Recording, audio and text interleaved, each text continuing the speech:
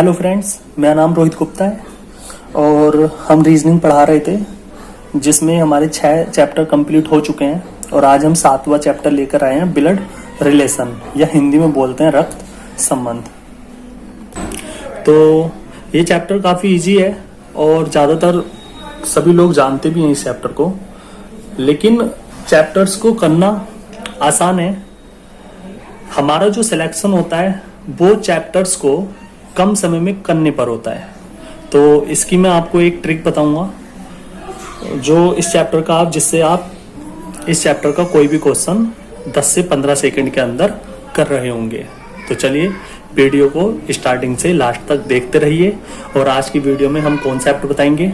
मैं कहता हूं हमेशा कि किसी भी चैप्टर का जिसने कॉन्सेप्ट अच्छे से समझ लिया वो 1 से लेके 1000 तक क्वेश्चन कर सकता है, और जिसने कॉन्सेप्ट ही नहीं समझा वो एक भी क्वेश्चन नहीं कर सकता, वो रट्टा मारेगा। इसलिए मैं हमेशा कहता हूँ कॉन्सेप्ट को बहुत अच्छे से समझ लीजिए। तो चलिए आज की वीडियो में हम कॉन्सेप्ट क्लियर कराएंगे इस चैप्टर का।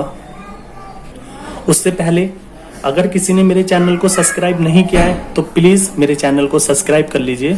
उससे होगा क्या, उससे मुझे आप लोगों का सपोर्ट मिलेगा, मैं मोटिवेट होऊंगा और उससे अच्छे से अच्छी मैं हर टॉपिक पे वीडियो लेकर आऊंगा इम्प्रूविंग के साथ।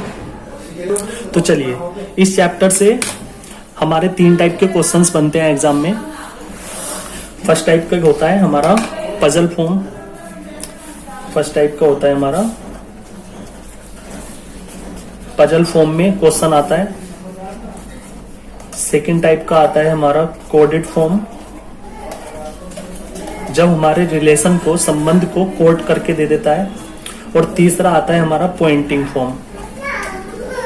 पॉइंटिंग फॉर्म जब किसी चित्र की ओर इशारा करके वो कुछ रिलेशन उससे पूछता है।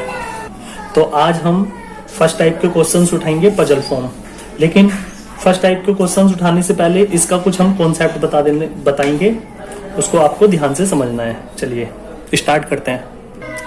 तो सबसे पहले इसमें हमें करना क्या होता है, जो भी महिला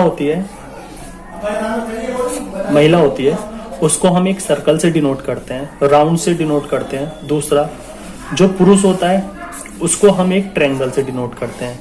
क्लियर है? किसी भी लेडीज को हम सर्कल से डिनोट करेंगे और किसी भी जेंट्स को हम ट्रायंगल से डिनोट करेंगे। तीसरी चीज क्या है वो आपको इंपॉर्टेंट है, वो आपको अच्छे से समझनी है। तो वो ये चीज है जैसे कि इसमें जैसे कि हमारी जेनरेशन चलती है, पीढ़ी दर पीढ़ी चलती है, उसी हिसाब से हमें उसका क्रम लिखना होता है। जैसे कि मैं आपसे कहूं दादा और दादी। क्लियर है? ये सबसे पहले पैदा हुए, उसके बाद इनके पुत्र या पुत्री पैदा हुए होंगे, मतलब मैं कह सकता हूँ माता पिता जो होंगे वो इनसे एक जेनरेशन नीचे होंगे, और इनके भी पुत्र और पुत्री हुए होंगे, पुत्र और पुत्री हुए होंगे, तो वो मैं इनके नीचे लिख सकता हूँ। मेरा कहने का मतलब सिर्फ और सिर्फ इतना ही है कि जेनरेशन में जो सबसे पहले पैदा होता है उसको सबसे ऊपर रखते हैं, जो सबसे बाद में पैदा होता है उसको सबसे नीचे लिखते हैं। मतलब जैसे जैसे पैदा होते हैं उसी क्रम से हम लिखते हैं। क्लियर है इतनी बात? चलिए अब मैं आपको 10 या 11 पॉइंट्स बता रहा हूं, उनको आपको ध्यान से समझना है। पूरा चैप्टर आपको बहुत इजी लगेगा, लेकिन 10 पॉइंट्स जो मैं आपको बताऊंगा वो आपको बहुत ध्यान से समझने हैं। तो चलिए पहला पॉइंट क्या है? तो पहला पॉइंट ये है ए बी का पिता है। ए बी का पिता है। अच्छा, मैं कह रहा हूं इस चैप्टर के 10 पॉइंट अच्छे से समझ लीजिए, पूरा कॉन्सेप्ट क्लियर हो जाएगा। ए बी का पिता है, तो यहाँ पे कोमा लग रहा है। क्लियर है? हमें कोमा से पहले जो है उसको नहीं पढ़ना, हमें सिर्फ ये पढ़ना है बी का पिता है। बी का पिता है कौन? ए। बी का पिता है कौन? ए। क्लियर है इतनी बात? तो बी का पिता है ए, तो ए आएगा ऊपर। चूंकि पिता है इसलिए इसको कर देंगे हम ट्रायंगल में बंद। और ट्रायंगल हमें क्या बताता है कि ये जो बंदा है ए, ये एक पुरुष है। क्लियर है? क्योंकि मैंने आपको बताया पुरुष को हमें ट्रायंगल में बंद करना है और महिला को हमें सर्कल में बंद करना है। उसने बोला बी का पिता है ए, इसलिए बी से मैंने ऊपर रखा ए को। दूसरा पॉइंट है कि ए बी की माता है, तो हमें ये पढ़ना है कोमा से बाद वाला। बी की माता है कौन? ए, तो बी की माता है ए, इसलिए मैंने ए को रखा ऊपर। चूंकि माता है इसलिए मुझे ए को करना पड़ेगा सर्कल में बंद, और सर्कल हमें क्या डिनोट करता है कि ये एक महिला है। क्लियर है। तीसरा पॉइंट क्या है? तीसरा पॉइंट है कि ए बी का पुत्र है।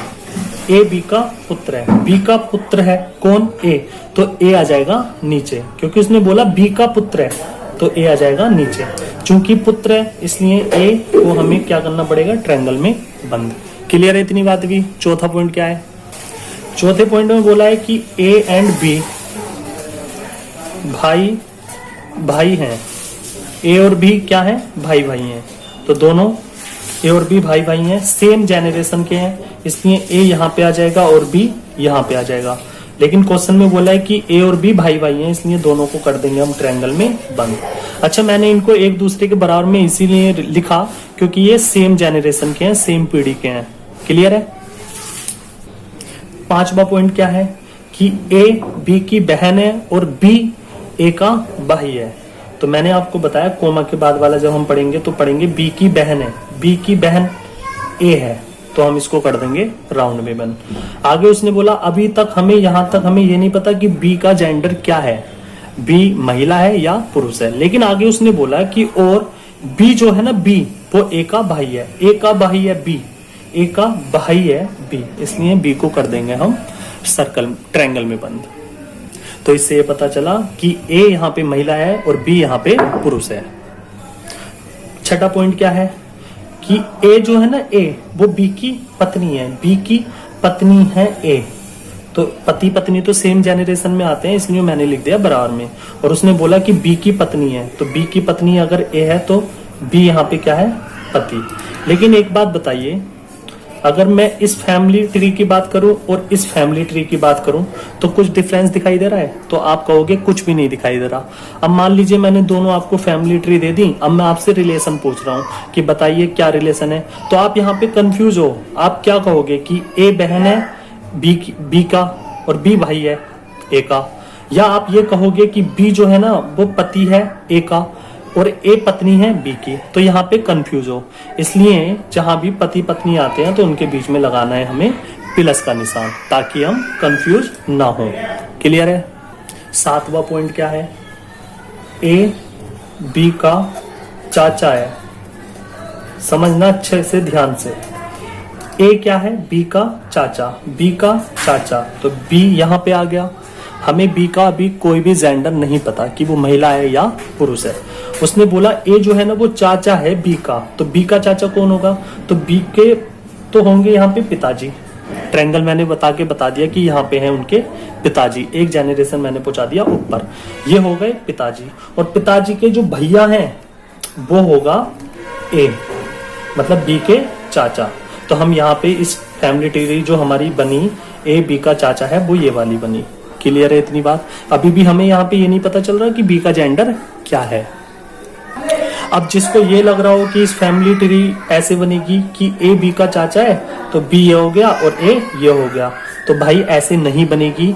यहाँ पे बी जो हो गया, बी ए जो हो गया वो बी का पिता हो गया, ना कि चाचा, इसलिए ये फैमिली ट्री हो जाएगी रॉन्ग। तो फैमिली ट्री हमेशा ऐसे बनेगी अगर ये आएगा कि बी ए जो है वो बी का चाचा है। आठवां पॉइंट है कि ए बी का दादा है, ए बी का दादा है। ध्यान से समझना, ए जो है ना वो बी का दादा है, तो बी आ गया नीचे। बी का दादा बनाना है मुझे ए को, तो बी के पिताजी यहाँ पे आ गए, यहाँ पे आ गए पिताजी, और उनके भी पिताजी यहाँ पे आ गए जिनका नाम है ए। तो बी का दादा अब हुआ ए, तो इसकी फैमिली ट्री ये बन जाएगी। ठीक है। 9वां पॉइंट क्या है वो भी ध्यान से समझ लीजिए। चलिए 9वां पॉइंट पे यहाँ पे बता देता हूँ। ए बी का दामाद है, ए बी का दामाद है, तो क्या आएगा भाई? बी का दामाद है ए, तो बी ऊपर आएगा। क्लियर है। अब हमें नहीं पता कि बी यहाँ पे जेंट्स है या लेडीज है। दामाद कौन होता है? तो दामाद होता है जो हमारी पुत्री होती है, इस बी की जो पुत्री होगी, बेटी होगी, उसका जो हस्बैंड होगा वही बी का दामाद होगा। और बी का दामाद यहाँ पे है क्या? ए। क्लियर है। प्लस का निशान मैंने लगाया पति पत्नी के लिए। क्लियर अभी? तो बी का दामाद यहाँ पे क्या हो गया? ए। बी की पुत्री, पुत्री का हस्बैंड या पति, ए। अगर मैं यहाँ पे 10वें पॉइंट की बात करूं तो ए बी की पुत्र वधू है। पुत्र वधू कौन होती है? जो हमारा पुत्र होता है उसकी वाइफ। तो बी की पुत्र वधू कौन है? ए। तो बी की पुत्र वधू, तो बी का पुत्र और पुत्र की वाइफ कौन है? ए। तो बी की पुत्र वधू यहाँ पे होगी ए। तो इसका फैमिली ट्री बन जाएगा ये। लास्ट पॉइंट और देख लीजिए, कॉन्सेप्ट खत्म। ए बी की बुआ है, ए बी की बुआ है, तो बी की बुआ है ए। बी की बुआ है तो बी के पिता होंगे यहाँ पे, और पिता की बहन होंगी ए। तो ए बी की बुआ है, तो ए बी की बुआ का फैमिली ट्री बन जाएगा ये। फैमिली ट्री क्या बन जाएगा? ये बन जाएगा। क्लियर है अभी इतनी बात? चलिए अब आते हैं हम फर्स्ट टाइप के क्वेश्चन में।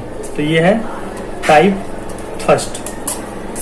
टाइप फर्स्ट में क्या है? पजल फॉर्म या पहेली रूप हम हिंदी में बोल सकते हैं। जिसका पहला क्वेश्चन ये है कि, चलिए पजल फॉर्म का पहला क्वेश्चन ये है कि एक परिवार में ए बी का पति है। ध्यान से समझना, ए क्या है? बी का पति। तो बी का पति ए है, इसलिए मैंने ए को ट्रायंगल में बंद कर दिया और बी को सर्कल में। पति पत्नी है इसलिए बीच में लगा दिया मैंने प्लस का साइन। आगे उसने बोला कि सी जो है ना वो ए का पुत्र है। ए का पुत्र क्या है? तो ए का पुत्र है सी। ए का पुत्र है सी, तो सी को मैंने ट्रायंगल में बंद कर दिया। आगे बोला है कि डी बी की पुत्री है। बी की पुत्री कौन है? डी। तो बी की पुत्री कौन है? डी। डी पुत्री है इसलिए मैंने इसको कर दिया सर्कल में बंद। तो हम कह सकते हैं डी और सी भाई बहन है। सी जो है वो भाई है डी का, और डी जो है वो सी की बहन है। क्योंकि ये इसका पुत्र है और ये इसकी पुत्री है, तो ये तो पति पत्नी है, तो ये आपस में भाई बहन हुए या नहीं हुए? हुए। आगे बोला है कि एफ जो है ना वो जी की पुत्री है। अब एफ और जी इस फैमिली ट्री में कहीं भी नहीं है, तो एफ और जी को या तो स्किप कर दीजिए जब इससे कोई रिलेशन नहीं बना रहा, या फिर अलग इसकी फैमिली ट्री बना दीजिए। तो क्वेश्चन में बोला है कि एफ जो है वो जी की पुत्री है, तो जी की पुत्री कौन है? एफ, इसलिए मैंने इसको कर दिया राउंड में बंद। तो हमारा सेकंड जो ट्री बनेगा वो ये बन जाएगा। आगे क्या बोला है? आगे बोला है सी जो है ना वो एफ का पिता है। एफ का पिता है, तो एफ का पिता है, इसलिए अब जी की पुत्री ये है और एफ का पिता कौन है? तो सी। तो सी पिता है इसलिए यहाँ पे आ जाएगा, और जी इसकी वाइफ हो जाएगी। क्लियर है? अब हमने यहाँ पे देखा कि हमें दो फैमिली ट्री मिली। अब इन दोनों फैमिली ट्री को हमें क्या करना है? मर्ज करना है, मिलाना है। तो सी की जगह सी ऐसी मान लीजिए। सी की वाइफ कौन है? जी, और इनकी पुत्री कौन है? एफ। तो हमारे इस पूरे क्वेश्चन का जो डायग्राम बनकर आया वो ये बनकर आया। क्लियर है इतनी बात भी? अब इससे रिलेटिव हमसे एक क्वेश्चन पूछे या 50, हम सबका आंसर आसानी से दे सकते हैं। जिनमें पहला क्वेश्चन हमसे ये पूछा है कि ए का एफ से क्या संबंध है। या तो पहला क्वेश्चन ये है, या इस क्वेश्चन की ही लैंग्वेज ये भी आ सकती है कि ए कोमा लगा दिया, एफ से किस प्रकार संबंधित है। बात एक ही है, ए का एफ से क्या संबंध है, या ए जो है वो एफ से किस प्रकार संबंधित है। तो हमसे रिलेशन पूछ रहा है ए और एफ के बीच में। तो हमारा जो फैमिली ट्री है इसमें ए और एफ देख लीजिए। तो ए ये है और एफ ये है। तो चलिए स्टार्ट कीजिए। एफ की माता जी हो गई, माता का हस्बैंड एफ का पिताजी हो गया। अब पिता का पिता कौन होता है? दादा। पिता का पिता कौन होता है? पिता का पिता होता है दादा। तो हम कह सकते हैं कि एफ का दादा है ए। ए जो है एफ का दादा है। या हम ये भी कह सकते हैं कि ए का पोता है एफ। एफ क्या है? ए का पोता है। अब या तो हम भाई ये बोल सकते हैं कि ए जो है एफ का दादा है, या हम ये बोल सकते हैं कि एफ जो है वो ए का पोता है। अब हमसे ए और एफ के बीच में रिलेशन पूछा, लेकिन हमें जो ऑब्जेक्टिव दिए उसमें 4 में हमें एक ऑप्शन दे दिया दादा। चलिए मैं यहाँ पे लिख देता हूँ 4 ऑप्शन। ध्यान से समझने की चीज है ये, ध्यान से समझना। A B C D, ये मैंने 4 ऑप्शन दे दिए। इन 4 ऑप्शन में एक ऑप्शन दे दिया मैंने दादा, एक दे दिया पोता, एक दे दिया नाती और एक दे दिया पिता।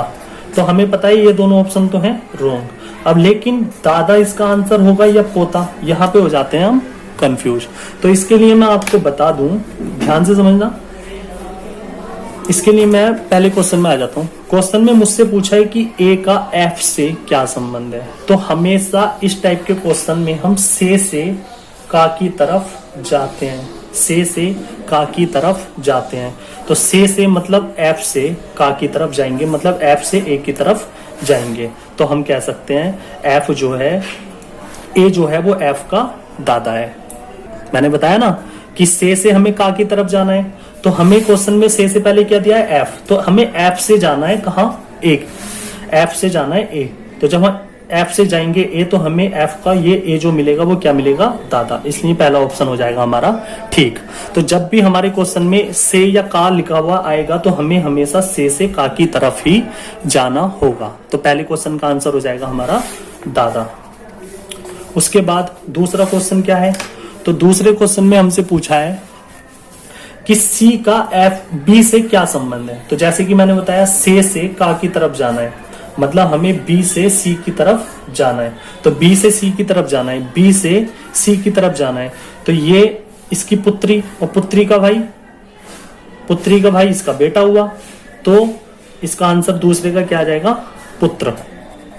दूसरे का आंसर क्या आ जाएगा, पुत्र, क्योंकि हमें बी से स्टार्ट करके जाना है सी तक।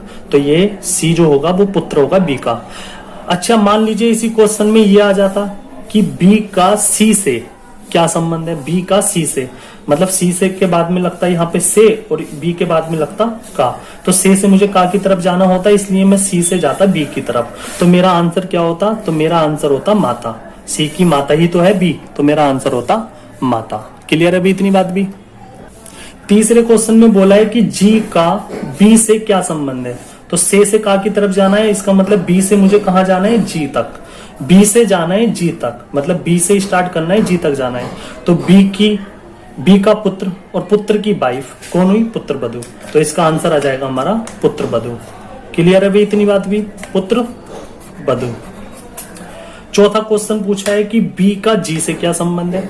अब मुझे से का की तरफ जाना है, मतलब जी से बी की तरफ जाना है, जी से बी की तरफ जाना है। तो जी से मुझे बी की तरफ जाना है, तो ये इसका हस्बैंड हुआ और हस्बैंड की माता कौन होती है, सासू माँ। तो ये इसकी सासू माँ हो गई। तो चौथे का आंसर आ जाएगा सासू माँ। क्लियर है अभी।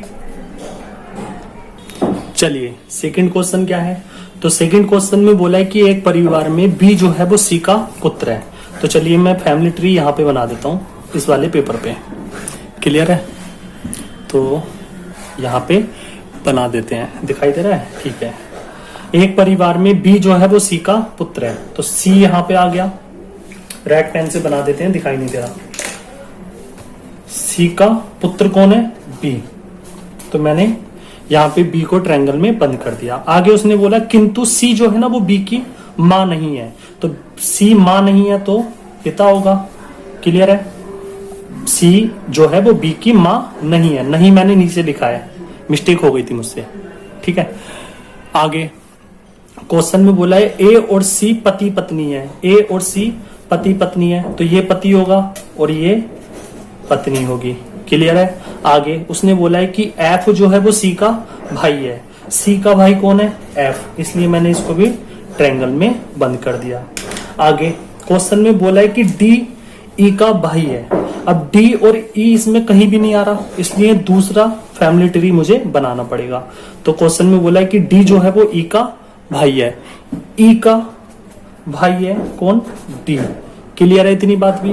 अभी मुझे ई का कोई भी जेंडर नहीं पता कि वो महिला है या पुरुष है, तो दूसरी फैमिली ट्री यहाँ पे आ गई। फिर आगे उसने बोला ई जो है वो ए की पुत्री है, तो ए की पुत्री है ई। तो दूसरा मेरा फैमिली ट्री ये बनेगा और पहला ये बनेगा। तो ए की जगह ए रखना है, ठीक है, ए की जगह ए रखना है, मतलब ये वाली फैमिली ट्री उठा के मुझे यहाँ पे रखनी है। तो कुछ इस प्रकार से आ जाएगी वो। क्लियर है, क्लियर है, हाँ। चलिए अब पहला क्वेश्चन मुझसे क्या पूछा है, तो यहाँ पे दिखाई दे रहा है, हाँ यहाँ पे दिखाई दे रहा है आपको, क्लियर। चलिए, पहला क्वेश्चन पूछा है कि परिवार में कितने पुरुष हैं। तो परिवार में कितने पुरुष हैं भाई, ये फैमिली ट्री हो गई। परिवार में कितने पुरुष हैं तो देख लीजिए ट्रायंगल किस किस पे बन रहा है, तो 1 2 3 4। तो पहले का आंसर मेरा क्या आ जाएगा, 4। तो परिवार में कितने पुरुष हैं, 4 पुरुष हैं, क्लियर है। दूसरा पूछा है कि बी की माँ कौन है। तो बताइए भाई बी की माँ कौन है, बी की माँ कौन है। तो बी की माँ कौन हो गई, ए। भाई बी की माँ कौन हो गई, ए, क्योंकि ये दोनों भाई भाई हो गए, ये इनकी बहन हो गई और इनके माता पिता ये हो गए, और ये इनके कौन हो गए, चाचा या ताऊ हो गए, क्योंकि सी जो है इनके पिता का भाई है। तो इसमें बी की माँ कौन हो गई, ए। तो बी की माँ कौन हो गई, ए। लास्ट क्वेश्चन पूछा है कि ए के कुल कितने बच्चे हैं। तो ए के कितने बच्चे हैं भाई, 1 2 3। तो ए के कितने बच्चे हैं, 3 बच्चे हैं, जिनमें 2 तो हैं पुरुष और 1 है महिला, क्लियर है भाई। 2 पुरुष ही तो हैं, ए के बच्चे 2 पुरुष हैं और 1 महिला, क्लियर है। चलिए नेक्स्ट क्वेश्चन पे आ जाते हैं। चलिए तीसरा क्वेश्चन ये है कि ए बी का भाई है। बी का भाई कौन है, ए। तो मैंने इसको कर दिया ट्रायंगल में बंद। आगे ए का पिता कौन है, ए का पिता है सी। ए का पिता है सी, क्लियर है इतनी बात भी। आगे बोला है कि ई का भाई कौन है, डी। ई का भाई कौन है, डी। अब इस फैमिली ट्री में या ना तो डी आ रहा है और ना ही ई आ रहा है, इसलिए मुझे सेकंड फैमिली ट्री बनानी पड़ेगी। तो ई का भाई कौन है, डी, क्लियर है। आगे उसने बोला है ई जो है ना वो बी की पुत्री है, तो बी की पुत्री है ई। तो मेरी यहाँ पे 2 फैमिली ट्री बनी। अब कुछ कॉमन आ रहा है तो आप कहोगे हाँ कॉमन आ रहा है बी, तो ये वाली फैमिली ट्री उठा के मुझे इसमें मर्ज करानी है। तो कुछ इस प्रकार से फैमिली ट्री बनेगी। यहाँ पे आ जाएगा ई, तो डी यहाँ पे रख दीजिए या यहाँ पे रख दीजिए, बात एक ही है। तो इससे ये पता चला कि बी के 2 बच्चे हैं, एक पुत्री है एक पुत्र है। बी का एक भाई है ए, और ए का जो पिता है वो है सी। चलिए इससे रिलेटिव हमसे एक क्वेश्चन पूछा है, सिर्फ क्वेश्चन पूछा है कि बी का डी से क्या संबंध है। तो से का की तरफ जाते हैं, मतलब हमें जाना है डी से बी की तरफ, क्लियर है। डी से बी की तरफ जाना है। तो डी की बहन की ये कौन है, इसका जेंडर हमें नहीं पता। तो डी की ये माता भी हो सकती है और पिता भी हो सकता है। तो इस क्वेश्चन का आंसर क्या आएगा, माता या पिता, इन दोनों में जो भी ऑप्शन में होगा वो हो जाएगा हमारा आंसर। अच्छा डी का ए के साथ क्या संबंध है, डी का ए के साथ क्या संबंध है, तो मैं आपको बता दूं डी का ए के साथ संबंध होगा, अगर ये पिता है तो डी का ये चाचा या ताऊ हो सकता है। अगर ये माता है बी तो ये डी की क्या होगा, ए, डी का होगा मामा, क्लियर है। चलिए क्वेश्चन नंबर 4 क्या लेकर आए हैं, बहुत ध्यान से समझना, अच्छा क्वेश्चन है। क्वेश्चन नंबर 4 है कि एक परिवार में A B C D E F 6 सदस्य हैं। 6 सदस्य हैं जिनके नाम है A B C D E F. आगे उसने पहला स्टेप दिया है कि ए और ई जो हैं वो एफ के पुत्र हैं, एफ के पुत्र हैं। यहाँ पे मैं बना रहा हूं फैमिली ट्री। तो एफ के पुत्र हैं ए और ई, पुत्र हैं इसलिए मैंने इनको ट्रायंगल में बंद कर दिया। अभी मुझे एफ का जेंडर नहीं पता कि वो महिला है या पुरुष है। तो पहला स्टेप कंप्लीट हो गया। सेकंड स्टेप में आ जाइए। तो सेकंड स्टेप में उसने बोला है, दिखाई दे रहा है ना, हाँ, सेकंड स्टेप में बोला है कि डी कोमा लगा दिया, 2 बच्चों की माँ है। डी जो है वो 2 बच्चों की माँ है और 2 बच्चों में एक लड़का है और एक लड़की है। ब्रैकेट में उसने ये दे दिया कि डी जो माँ है 2 बच्चों की, वो 2 जो बच्चे हैं उनमें एक लड़का है और एक लड़की है।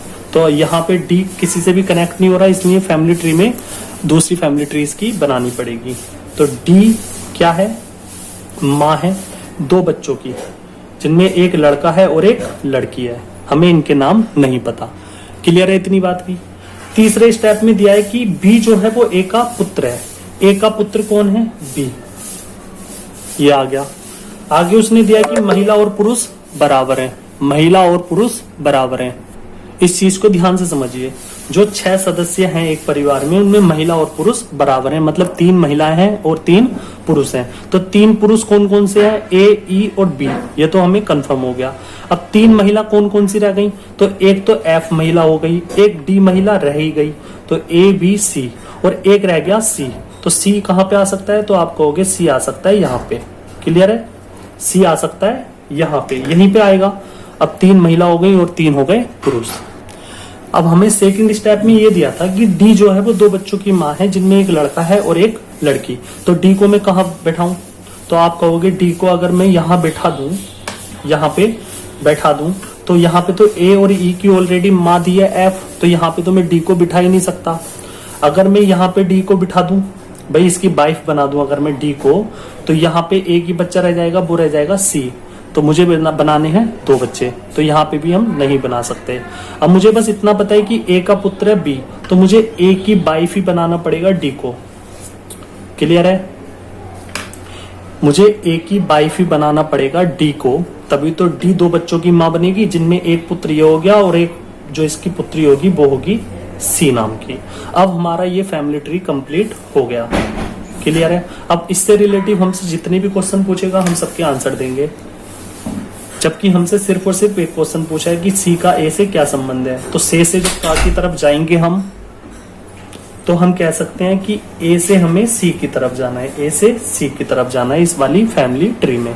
तो ए से सी की तरफ जाना है, तो ए का पुत्र, पुत्र की बहन पुत्री, तो ए की सी क्या होगी? पुत्री होगी। तो इस क्वेश्चन का आंसर आ जाएगा हमारा पुत्री।